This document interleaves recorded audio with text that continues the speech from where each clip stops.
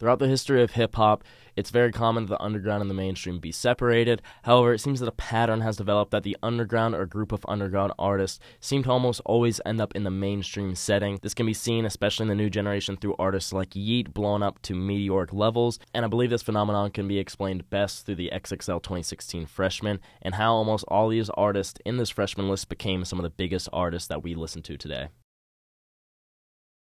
Why is it that the underground always becomes mainstream? If there's a group of artists who seem underground and pretty unknown but have some sort of homogeny in them, it seems that they always get boosted to the mainstream level. This current generation of underground consists of artists like Yeat, SoFaygo, KANKAN, Summrs, Autumn, Weiland, Carson, and Destroy Lonely. And some of these artists, as I say these names, you might even be like, these people are not underground because they are becoming mainstream. And from the last generation, the old underground, this consists of rappers like 21 Savage, Lil Uzi Vert, Lil Yachty, Denzel Curry, Kodak Black, Playboi Carti, etc. And almost all these artists are absolutely huge artists at this point, and I believe that's because there's a homogeny within this artist, because if you look at XXL 2016 freshman class, this cypher group of 21 Savage, Uzi, Yachty, Denzel Curry, and Kodak Black is different from the rest of the XXL freshmen because these rappers had something in common. Not only were they on the same cypher, but they were grouped into this grouping of mumble rap.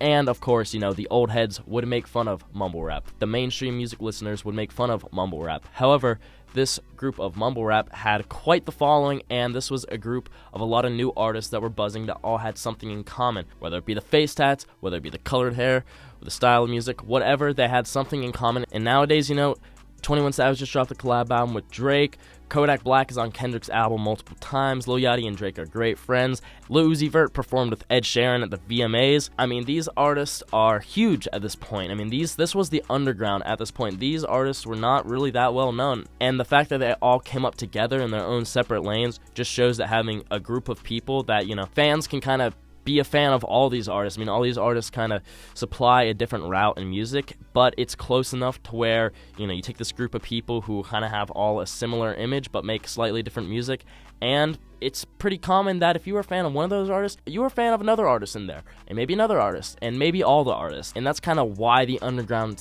tends to turn mainstream. People love rooting for an underdog, but people really love rooting for a group of underdogs that they can root for together. I mean, nowadays, like I was saying, the new underground is kind of a grouping of Plug and B, and a lot of the current underground were actually in a group together called Slay World. I mean, this consisted of KANKAN, Summrs, Autumn, Weiland, among other artists as well who aren't as popular anymore. The point I'm trying to make, this group of the current underground is interconnected as well. I mean, Yeat, he is good friends with KANKAN, has been for years. Yeat's been seen with Drake, then with Uzi, then they've dropped a bunch of tracks together. Yeat did the fucking soundtrack for the Minions movie. I mean, Yeat is pretty much mainstream at this point, and I think we're seeing other artists within this group become mainstream. Like I was saying, Carson and Destroy Lonely, also in the underground, but they are signed to Playboi Carti, who was back in the underground back in the day, and now he's mainstream, and he's putting on these new groups of people. Because, like, if you're a fan of Carson, you're probably 100% a fan of Playboi Carti.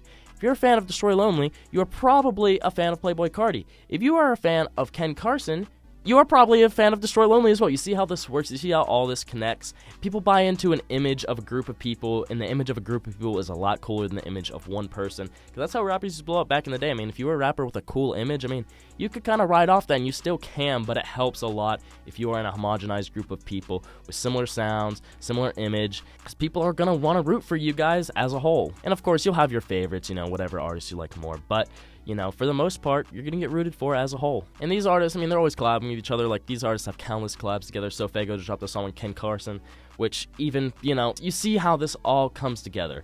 Weiland, completely evolving his sound, went from, like, underground plug and B trap to now he's making these, like, beautiful songs, ballads. I mean, this man has completely improved his sound, and he is going mainstream. This sound is carrying him mainstream. The point I'm trying to make here is these groupings of mumble rap, whether it be plug and B, whether it be whatever the fuck, this can solidify a group of artists into the mainstream sound and area through their image, through their music, and I think we are witnessing another 2016 XXL freshman right in front of our eyes with these new underground artists. Mark my words, Yeat's already up there, SoFaygo's getting up there, Carson, Destroy Lonely, they are already getting up there in the mainstream. You know, these songs are blowing up on TikTok every day. History repeats itself. Nothing is new here in the music business. So, just kind of want to put this video together to kind of show you guys how I feel about the underground and what artists are popping off nowadays. If you enjoyed this video, make sure you subscribe. I make videos on hip-hop news, anything like that all the time. Go in the description, follow my TikTok, my Spotify, my Twitter down there too. And yeah, it's been Bryce.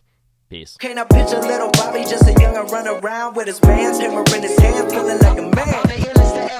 Run for the pole,